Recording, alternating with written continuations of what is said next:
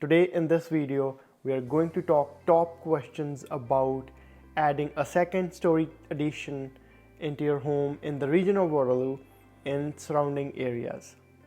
Hi everyone, this is Harji, a civil engineer and realtor with Remax Excellence and proud co-founder at Harji's Heritage Homes. The first question that a lot of people are going to have is, when would the second story addition make sense? There's a lot of times when the lot requirement or the setback requirements or constraints by the city would not really allow you to do any addition at the back, which is at times also called a bump out addition, right? I'm going to talk about bump out addition in the next video. I'll especially do a video on that, right?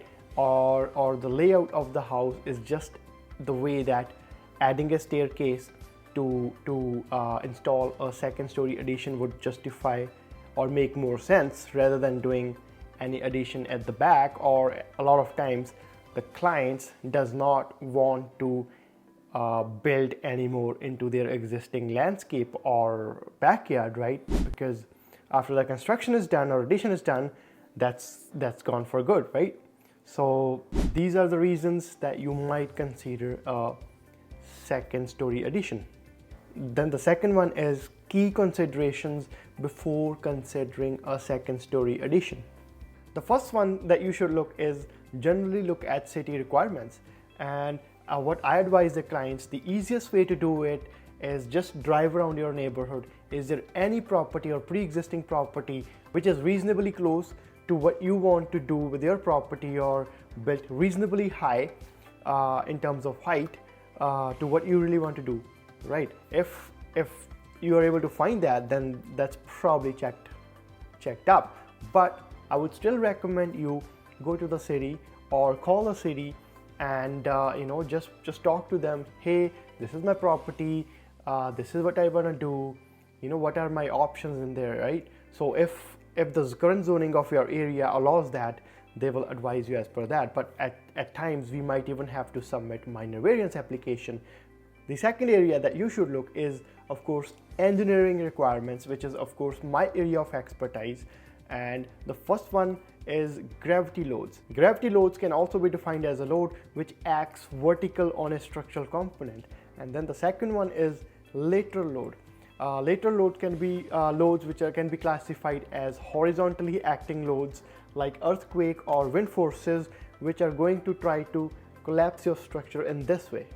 For gravity loads, we have footings which transfer all your gravity loads directly into the ground, right? But this could also be tricky for all the homes which were built before 1940s, because a lot of those foundations were built out of rubble foundation or masonry foundation.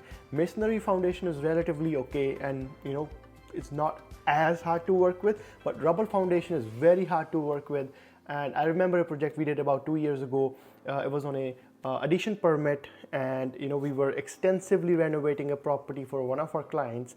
And as soon as we were trying to do anything around the foundation, it was just collapsing it, and the city made specific comments. It was a city in Guelph, and do not touch this foundation. It has to be the way it has to be. And we ended up pouring a one-sided wall, which of course has to be engineered and stamped off by a professional engineer, right? But this is where your team has to educate you. Okay, these are all the contingencies, these are all the difficulties and risks that you can potentially face with, and this is how the experience of your team that you have hired to do all these design and build for you is going to educate you on the successful completion of the project. And a lot of times, I wouldn't say a lot of time, most of the time, the existing footings or foundation is not adequate to support the additional load that we are going to have to transfer to the ground, right? So in order to support that, structural beam members or structural components are added, and in order for those additional loads to be transferred off to the ground, we might have to dig some new pads into the existing basement. So selective demolition and excavation for those scope of works is needed in order for you to have a structure which is capable enough or adequate to bear that additional weight that you're going to put on. So for lateral loads, remember the loads acting this way trying to collapse your home. The only thing which is preventing your houses from collapsing is sheeting, which is generally a sheet of 3/4 inch OSB sheet, and it is used very extensively in wood framing houses, and it does give your home the shear strength that it needs in order for it to prevent or resist those lateral forces like earthquake and wind forces.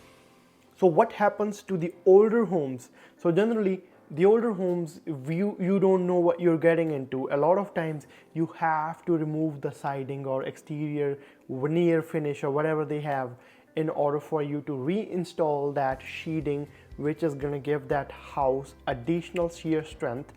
And at that time, when you strip open that house from exterior, you also investigate all the structural components of the house, whatever needs to be replaced or whatever to be reinforced. You just get it all done and make sure that the house is as per the current requirements, current structural requirements, and that is how you make sure, which is why a lot of older houses, these kind of restorations can be a little more expensive compared to relatively newer houses. For newer homes, we might still have to add some shearing walls depending upon how much structural strength we might have to add in the structure, but most of the times it is usually restricted to an isolated area. You add a structural wall or shear wall there, and most of the times it is adequate in order for you to add additional story on top of the house. So now you might be wondering, what are the types of additions? So the first one is dormer addition.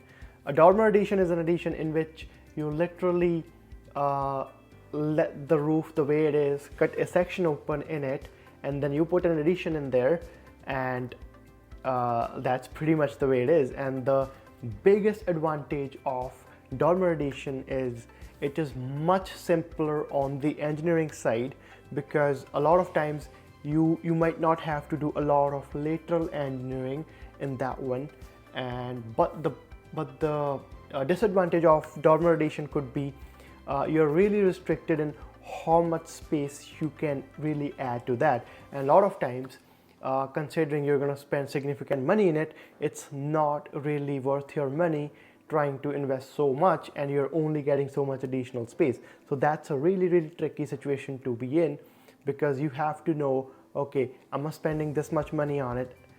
Is it really justified? Is it going to bring the forced appreciation into the property that I'm investing so much money in? But anyway, there are a lot of people that still does this type of additions. So the second one is partial two-story addition. This is an addition in which we are going to take out a part of your house, the roof. This is of course my favorite part, right? And we are going to install new structure and a roof, and that's going to get tied into the existing structure. Does it make sense? Doesn't? Don't worry, give me a shout. I'll sit down with you and I'll make sure it makes sense to you. Moving on, these kind of addition I'll prefer a little more than dormer addition, because I really feel this is where it's a little more expensive than dormer addition, but this is where you're going to get a little more space and you'll be more independent on what kind of layout that you might be able to take. And a lot of times you're able to have a new bedroom suite, all washroom attached, and maybe you might be able to squeeze in a living room in there as well. But at the end of the day, it really depends how much money you're going to invest in that, and that will really gravitate towards how much square foot you would like to have in your house. It's interlinked. So the third one is full second story addition. This is an addition in which you literally want to double the size of your home. For example, let's assume you own a bungalow of 1300 square foot, right? And that is where you would be able to get additional 12 to 1500 square foot of additional space if you're wanting to do a second story addition, right? But a lot of times when you're doing a second story addition, clients, because they're getting so much additional square footage, they're also wanting to do floor plan change on the main floor as well, so they're able to efficiently use that space the way they want to use it. And then on the second floor, you're able to get bedroom suites depending upon the size of the addition, and also can get another living room up at top as well if you have space to do so. So here comes the $1,000,000 question: what is it going to cost me to do these additions? So here we are going to go addition type by addition type, what it might cost you to do these additions. Dormer addition. The cost on the dormer addition can range fairly quite a bit because you can literally add the whole side of the house, and the prices can start around $95,000 to $100,000 and can go up to $225,000 depending what type of design and what type of finishes you would like to have in your additions. The second one is partial home additions. The partial home additions generally could start around $200,000 to start with and could go up to $350,000 depending upon how many bedroom suites, new washroom you want to add, and generally the ballpark range of square foot that would be added to your house would be around 400 to 800 square foot. The third one is full second story addition. This type of addition would generally cost upwards of $350,000 to start with, and could really vary based on the size, because in this type of additions you're literally having to take the entire roof off, and there's significant engineering part in it too, because you might have to do add a new foundations into the basement, add new structural members, and all of that will take time and money. And a lot of the times client also wants to redesign the main floor because they have literally added so much value to the house, so they want to add it more efficiently, right? And the main thing that you might have noticed is these additions would cost a lot more than what it would cost you to do a normal main floor addition, or a bump out addition, right? So this is the things to consider when you're planning to do an addition for yourself. So the last question that you might have is how much time this all processes might take you. So the answer to that is the timeline could vary, and let's go step by step. The first step to a project like this is engineering, right? The engineering would also, like everything else, will depend on the type of addition you would like to have, how extensive the scope of work is, but it could easily take from 2 to 3 months, and in very extreme cases maybe 4 months to start with. And then the second time consuming part is going to be the permit process. The permit process, I'm assuming you don't have to go for minor variance, or you might not have to go for rezoning.